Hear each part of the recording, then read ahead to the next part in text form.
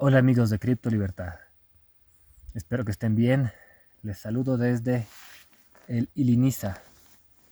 Es una montaña, estamos a más de 5000 metros de altura y por eso quizás hable lento.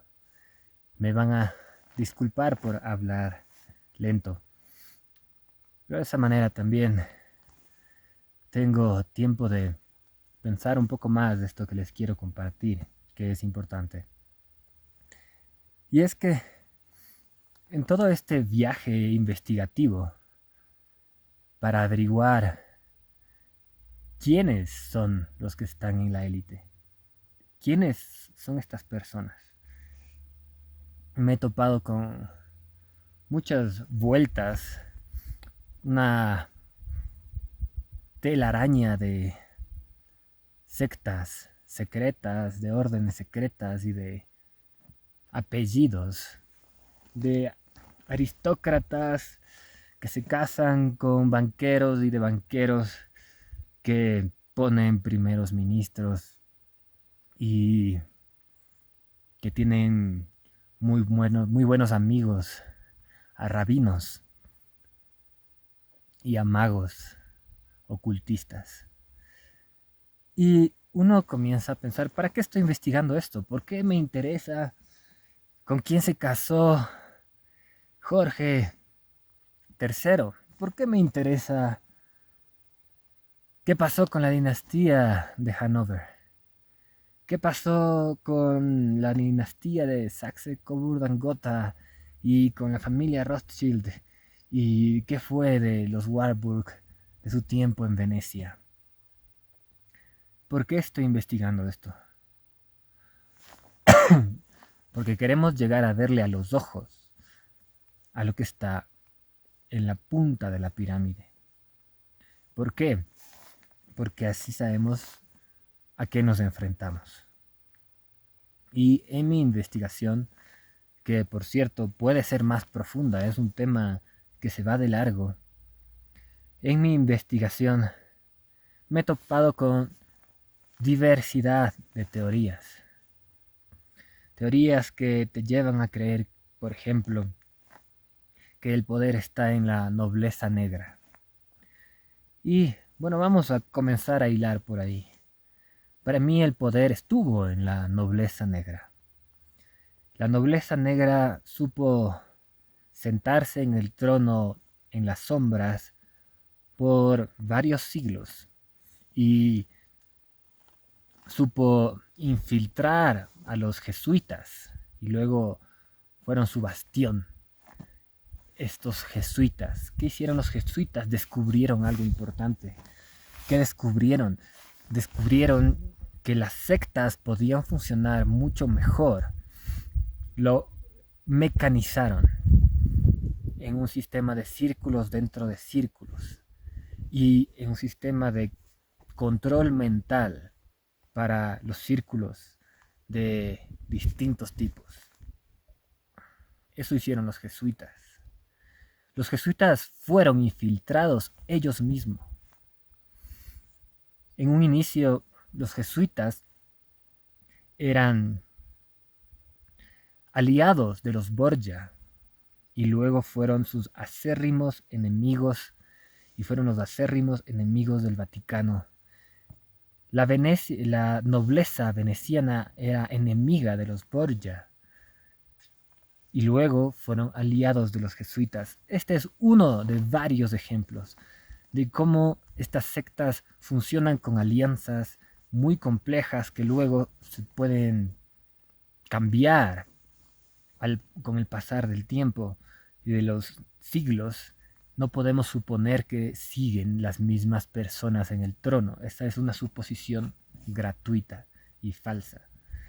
¿Por qué? Porque si entendemos que las familias y las órdenes secretas están en guerra, no podemos decir, ok, si es que los jesuitas tuvieron el poder hace 6 siglos, siguen teniendo el poder ahora. Esa es una conjetura gratuita que me parece que hace Jorge Guerra y que por esta conjetura hay muchos investigadores del mundo de la conspiración que, sobre todo en el idioma español, están obnubilados con la nobleza negra. Y se pierden otro detalle importantísimo. Y estos son los judíos. Al margen de que los jesuitas hayan sido fundados por judíos conversos. Quizás Loyola no era un judío converso, quizás sí, pero sus compañeros en la orden de los jesuitas eran judíos conversos. Eso no significa que los judíos tenían total poder sobre la orden de los jesuitas. De hecho, hay un libro que se llama El jesuitismo como una sinagoga de los judíos, en donde se describe cómo internamente la orden se enfrentaba a grietas y a conflictos y a órdenes de pureza de sangre y a luchas internas. Entonces no podemos suponer que dentro de los jesuitas, dentro de la orden de los jesuitas, había una armonía de intereses. Esa orden, además, con el pasar de los siglos, fue a parar a Prusia. Y ahí se topó con judíos sabateos. Y para mí, desde mi punto de vista, todo apunta a que los judíos sabateos infiltraron a la orden de los jesuitas. ¿Y por qué me parece esto? Porque los judíos tomaron control y fueron los que tomaron las riendas de la City de Londres. La City de Londres fue el lugar donde se concentró mayor poder, más poder que cualquier cosa que el mundo haya visto. Porque el imperio inglés conquistó el mundo. Y no solo eso, el imperio inglés tenía algo que los anteriores emperadores de toda la historia hubieran querido tener. Y eso es un banco central, un Bank of England, que imprimía billetes y tenía el monopolio, por primera vez, el monopolio de la creación de papel moneda. Toda la economía se tenía que mover en sus billetes. Eso ya en el siglo XIX. Pero ese lugar, esa concentración de poder en la City de Londres fue la que devino en lo que pasó en el siglo XIX, que es la total concentración de poder en el Bank of England y en los diferentes bancos centrales que fue fundando el imperio inglés. ¿Quiénes estaban detrás del poder del imperio inglés? Los judíos. Y aquí hay que tener mucho cuidado con esta idea de que no eran los judíos, dicen algunos investigadores, y algunos investigadores serios. No eran los judíos, dicen, eran los sionistas, dicen. Y aquí es uno de los puntos a los cuales quería llegar. ¿Qué es el sionismo? El sionismo es judío, no nos equivoquemos. El sionismo está en el Talmud, está en la Torá. El sionismo tiene sus raíces en la Cábala judía. Y si es que nos encontramos cristianos en sitios de poder, cristianos protestantes que apoyan a la causa sionista, eso quiere decir perfectamente, quiere decir que hay cristianos que apoyan a la causa sionista, que quieren un país para Israel en el siglo XIX. Pero eso no quiere decir que el sionismo deja de ser judío. El sionismo tiene una herencia que está escrita en libros, y esos libros son los que pasan de generación en generación, esas ideas. Y aquí es cuando podemos dar un paso hacia atrás y adquirir un poco de perspectiva y preguntarnos, ¿qué es lo que realmente buscamos? ¿Buscamos una lista de apellidos? ¿Una lista de líneas de sangre que devienen en dueños de bancos, en dueños de fábricas de armas. Puede ser útil tener esa lista de apellidos, pero no estamos buscando eso. Lo que estamos buscando son ideas y una genealogía de ideas. ¿Cuáles son estas ideas? Estas ideas no son, por poner un ejemplo, no son nórdicas, no son adoradores de Odín, no, son adoradores de Yahvé. Su viaje en este mundo es alrededor de Sión y de la tierra prometida. ¿Y eso en qué libro está? Eso está en la Torá, en el Antiguo Testamento. Eso está en la Biblia también, en el Nuevo Testamento, en el Apocalipsis de San Juan. Entonces son estas ideas las que tenemos que rastrear y cómo estas ideas han ido reflejando en diferentes personajes y en diferentes órdenes secretas a lo largo de la historia. Porque no todas las órdenes secretas han sido malévolas. Podemos decir que quizás los Rosacruces, la Rosacruz Dorada, no tenía esa inclinación por el adversario que tiene el judaísmo franquista, el sionismo franquista sabateo. Pero ¿de dónde sale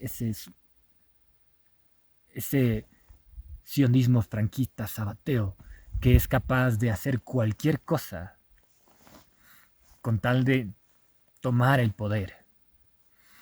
Sale de Sabbatai Zevi, pero también sale de la inversión de una cábala. Y esta cábala viene de siglos de misticismo judío. Esta inversión de la cábala judía que se da con más claridad en Sabbatai Zevi no puede haber llegado de la nada. Ya tiene que haberse cocinado en un terreno fértil. Ese terreno fértil era un pensamiento, una forma de ver el mundo que habitaba en la sala más alta de los castillos, entre estos consejeros Hofjuden, judíos que rodeaban al trono y que también conocían el juego de las sectas, el juego de tronos. Recordemos que, si es que todavía te caben dudas, ya la dinastía de los Hannover no reinaba sobre Inglaterra, en el sentido de poner sobre la mesa lo que va a suceder, no. El rey se echó un poco para atrás, era una figura en algunos momentos de adorno, en otros no. Por ejemplo, Eduardo VII tomaba más la rienda de su armada, pero su madre, la reina Victoria, delegaba su poder a su primer ministro, Benjamin Disraeli, judío, sionista, 2 veces primer ministro de Inglaterra. Entonces, el poder no estaba en el trono, ya para ese entonces, 1800 y pico. El poder era compartido por estas criaturas que habitaban el trono.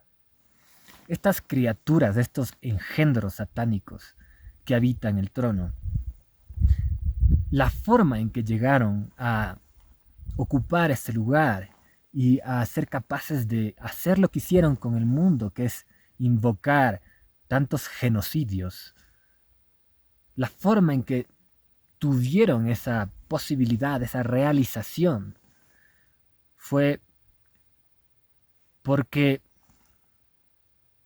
invocaron a un ser o un espíritu muy maligno, un espíritu que es lo que se va pasando de generación en generación. Ellos probablemente entienden que este mundo es divino. Este mundo es todo lo que existe.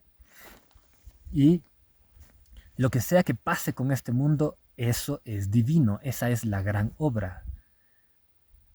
Entonces, si es que para tomar el poder sobre este mundo y esculpirlo como ellos quieren, tienen que botar una bomba en Hiroshima, lo hacen porque para ellos este mundo es divino.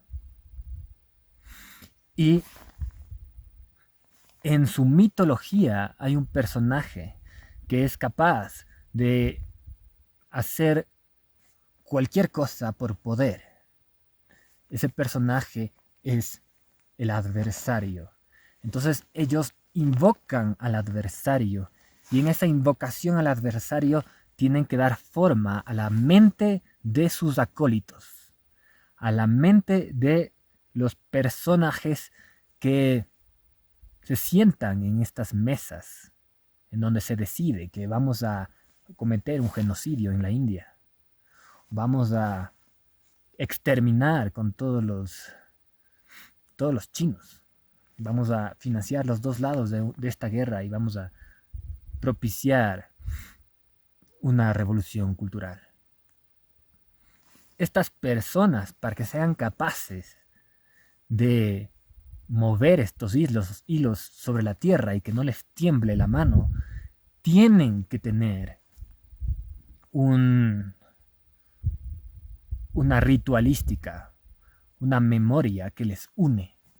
Esa ritualística, esa memoria, viene de un pasado en donde era normal, era un conocimiento oculto, era una tradición que estaba en el margen, quizás, pero había experimentado ya por muchos siglos con sacrificios humanos, de una u otra manera, a veces bajo el manto del judaísmo, a veces no, porque los sacrificios humanos no son específicos y una cosa única del judaísmo. No, los sacrificios humanos se han dado en otro tipo de herejías y en otro tipo de sectas y de cultos. Sin embargo, nos encontramos en el siglo XVI, en el siglo XVII, en donde ahí ya se va cocinando una secta que utiliza sacrificios humanos. ¿Para qué? Para darle forma a la mente de la gente que participa de esa secta. Sacrificios humanos y ¿qué más? Bueno, si ustedes se ponen en la situación en la que te enfrentas a un sacrificio humano, ¿qué más puedes hacer? Obviamente se transgrede todas las filas, todas las líneas que la iglesia pudo haber dibujado. Pero hay que hacer un paréntesis aquí. La iglesia en la Inquisición también transgredió todas las líneas que ella misma había dibujado. Los mismos jesuitas y sus cámaras de tortura, la Inquisición y sus cámaras de tortura ya pusieron sobre el mundo, y no es que no había antes esto sobre el mundo, pero ya pusieron un nivel de crueldad bastante alto. Entonces en las cúpulas de los castillos ya se entendía que el fin justifica los medios. Estas cúpulas de los castillos no todas se llevaban bien, no todas eran miembros de la misma secta. Los judíos sabateos practicaban magia roja, que quiere decir con sangre y pedofilia. Practicaban magia negra, que quiere decir sacrificios humanos, entre otras cosas. Y tienen esta forma de pensar en donde, bueno, hacen este ritual y pueden lograr que algo pase en el mundo.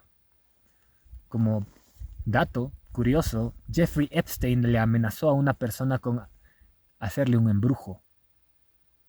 pueden investigarlo. Y Jeffrey Epstein no es la única persona de la cúpula que ha amenazado a alguien con hacer un embrujo y cree en este tipo de cosas. ¿Por qué? Bueno, porque creo que tiene sentido. No sabemos cómo funciona la realidad. Todas estas coincidencias significativas puede que guarden un orden secreto y de eso se trata todo el estudio del ocultismo desde Hermes Trimegisto. Pero bueno, regresando a esta secta sabatea que se tomó el mundo, pasó por la orden de los Illuminati. La orden de los Illuminati, si tú investigas, por suerte hay bastante que investigar al respecto de la orden de los Illuminati, y se va partiendo en diferentes órdenes después de que fueron encontrados y que fueron diseminados por el mundo y que fueron expulsados de Bavaria. Ya estaban diseminados por el mundo, ya controlaban diferentes partes del mundo, pero fueron expulsados de Bavaria y es falso que pararon sus operaciones ahí. Puede decirse que siguieron con otros nombres, pero algo pasó por Bavaria, por República Checa, por Moravia, por Bohemia. Y ahí se cocinó, se mezcló y se dio la vuelta. Y a partir de ese recodo del camino nace esta forma de ver el sionismo o este sionismo moderno. Porque repito, el sionismo está en la Torá, está en el Talmud. En este momento no les puedo citar de memoria los versículos del Antiguo Testamento que son evidentemente sionistas. Pero también hay cartas, hay una carta del siglo XVI de un judío que ha sido obligado a convertirse en España. Y un judío que es el rey de los judíos en Turquía. Y bueno, no tienen rey, pero tienen un líder. Y este líder les dice al judío de España, bueno, si te obligan a convertirte al cristianismo, pues conviértete, pero guarda en secreto tu religión. Y esto nos lleva a pensar en algo más. Y es que el sufrimiento de los judíos, que fueron aplastados durante la Edad Media y el Renacimiento en diferentes momentos y en diferentes regiones, ese sufrimiento quizás era previsible que genere un pensamiento mesiánico. Y este pensamiento mesiánico iba a conectar con Dios a el destino de su pueblo. De otra manera, ¿qué otra manera pueden tener de relacionarse con Dios si no es con una promesa de Dios hacia mi pueblo? Porque estoy siendo aplastado, estoy siendo expulsado, me obligan a convertirme. Me expulsaron de España. Por suerte me aceptaron en Inglaterra. Muy curioso.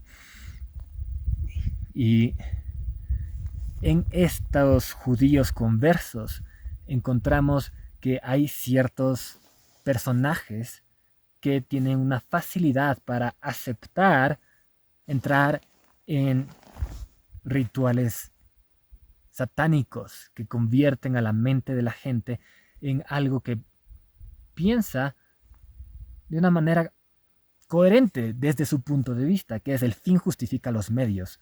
Queremos que nuestra religión domine el mundo. Ese es el fin, ese es el bien. Entonces, si es que para hacer un bien hay que hacer un mal, no importa. No importa si es que son 2 siglos de mal, 3 siglos llenos de guerras, con 2 guerras mundiales incluidas. Es importante entender que no son los judíos normales, pero sí son personas que han bebido de una tradición abrahámica.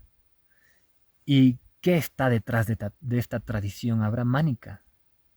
Está Yahvé, está toda una mitología una mitología de unas personas que tienen un Dios caprichoso, que tienen un Dios engañoso, genocida, y que es capaz de prometerles la tierra a su pueblo. Ahí está, en esta degeneración, ahí está lo que ahora domina el mundo. Y es que de la idea de Yahvé en el siglo XVIII, en el siglo XIX, surge la adoración por el adversario. Desde mi punto de vista, este judaísmo herético devino en un luciferianismo. Y el luciferianismo le tiene como padre al judaísmo sabateo. El luciferianismo del siglo XXI, que es lo que yo creo que ahora domina el mundo, con tintes politeístas, porque estas personas son muy inteligentes y saben que el fuego de Prometeo es una de las partes de nuestra mente, no son monoteístas tercos. Prometeo siendo igualado a Lucifer, y Lucifer y Prometeo están en la mitad de Manhattan. Y bueno, todo lo demás, todo lo que he hablado sobre Saturno, si tienes una duda, puedes ver mi video que se llama ¿Por qué Saturno? Está en el canal El Búho y la Serpiente. Si ves la realidad y te das cuenta de que las personas no saben por qué deciden lo que deciden, sino que son las ideas las que sobreviven a las personas. Son los mitos los que guían a estas sectas. Esta idea de Sion, ¿dónde está? Está en la mente de estos sionistas, pero estos sionistas mueren. Viven 60 años, pero el sionismo continúa. Son las ideas. Entonces si le encarnamos a esas ideas en una persona, en una mitología, en una persona mitológica, estoy diciendo, en un Dios, si le encarnamos a esas ideas en un Dios y le colapsamos en una imagen, esa imagen es el adversario. Y esa imagen es lo que se está heredando de generación en generación y lo que ha traído el mundo a donde está. Es importante verle a los ojos al adversario, entender lo cruel y lo macabro que puede ser. Para eso está mi documental Ucronía. Les mando un enorme abrazo. Conversemos. Si quieres conversar, entra a mi grupo de Patreon y estamos en contacto.